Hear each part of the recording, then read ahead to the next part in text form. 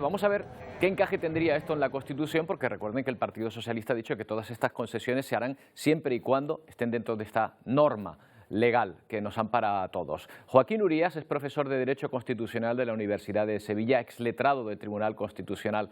¿Qué tal, señor Urías? Buenos días. Hola, buenos días, ¿qué tal? Bueno, todos los poderes judiciales se han posicionado contra esta referencia. Todas las asociaciones de jueces decanos también de todas las provincias, fiscales, poder judicial. ¿Exageramos si decimos que esto del lawfare es una acusación de prevaricación sobre todo el poder judicial? Bueno, exactamente, yo creo que prevaricación no es. Lawfare quiere decir utilizar a la justicia con finalidad política. Hombre, prevaricación es cuando el juez sea consciente de que lo hace. Lawfare incluye jueces que ellos creen que lo están haciendo bien, que ellos creen que tienen que defender determinada ideología y que lo hacen, digamos, sin ser conscientes de pérdida de parcialidad. No es exactamente igual que prevaricación, pero desde luego es acusar a los jueces de no actuar con la imparcialidad que deberían actuar. ¿Admite la Constitución que haya comisiones parlamentarias para estudiar si las sentencias judiciales se utilizan de esta manera? Bueno, el problema es que yo creo que el acuerdo ha sido, voy a decir, poco afortunado en la redacción de esa frase, porque hay una frase de acuerdo que viene a decir que una comisión parlamentaria puede decidir si en un caso hay lawfare o no y puede decidir si se aplica o no la ley de amnistía.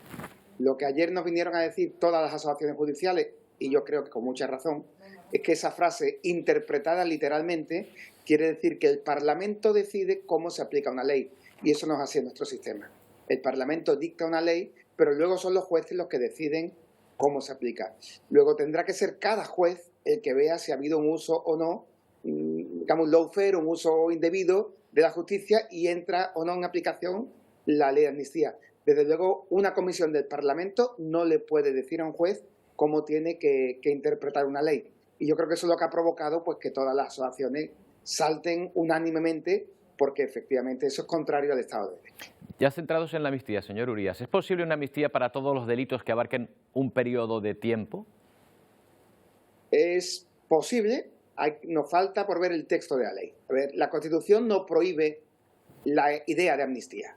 Ha habido diversas amnistías, ha habido amnistías fiscales, ha habido amnistías a oficiales que se rebelaron contra Franco, ha habido distintas amnistías con la ley. Lo que pasa es que la amnistía es aplicar a unas personas una ley y a otras otras.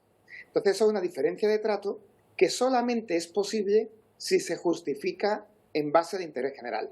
Entonces tenemos que esperar a ver cuál es el preámbulo de la proposición de ley, una vez que se presente, para ver si eso es o no constitucional. Insisto, la Constitución admite algunas amnistías, pero no todas las amnistías. Luego hay que ver qué tipo de amnistía es esta. Claro, pero también está el principio de igualdad. No sé si esa amnistía sería posible solo para los que hayan cometido delitos y sean independentistas, o habría entonces que abrir el abanico a todos los que cometiesen delitos, por ejemplo, de malversación durante ese tiempo. Claro, a ver, lo más adecuado, digamos en términos de igualdad, sería una reforma, si el Parlamento cree que hay que reformar el delito de malversación, una reforma que se aplique a todo el mundo. Eso no plantearía ningún problema de igualdad. La amnistía en razón de un tiempo limitado y por unos motivos limitados, insisto, es posible, no es imposible, pero necesita ser muy bien justificada.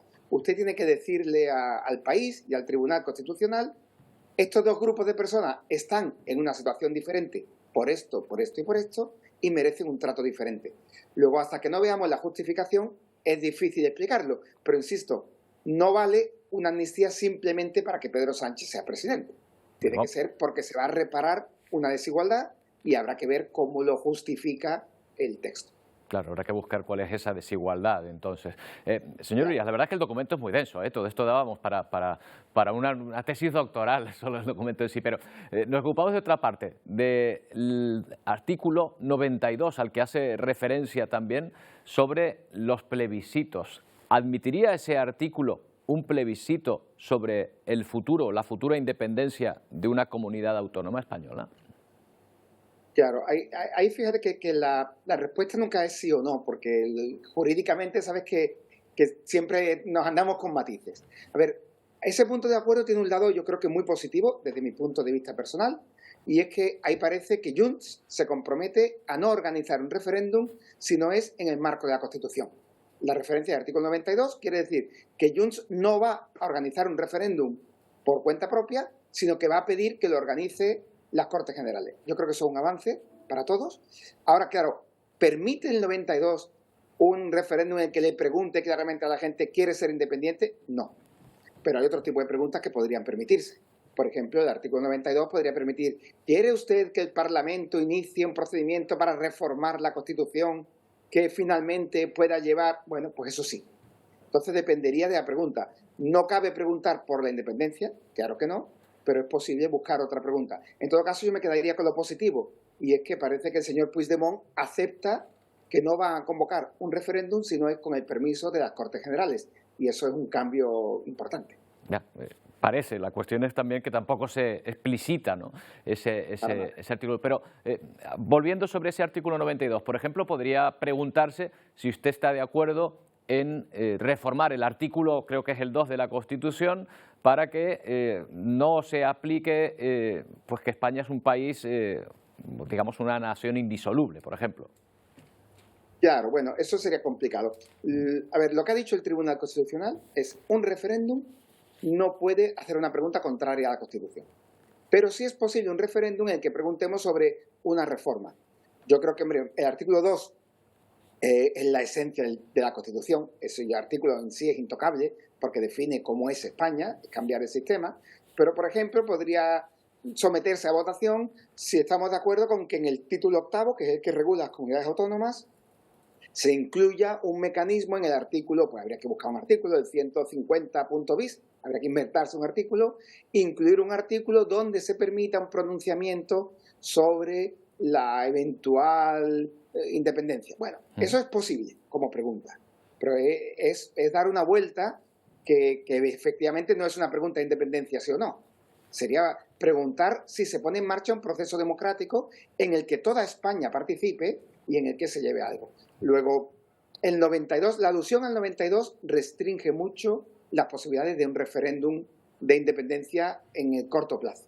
Bueno, queda por delante, por lo que veo, entonces toda una labor de ingeniería jurídica, un encaje de bolillos, ¿no?, como que decimos habitualmente, para tratar de plasmar ese acuerdo después en la realidad y en las normas. Pues, señor Uría, muchas gracias. Gracias por atendernos. Buenos días. Gracias a vosotros. Un saludo fuerte. Un saludo.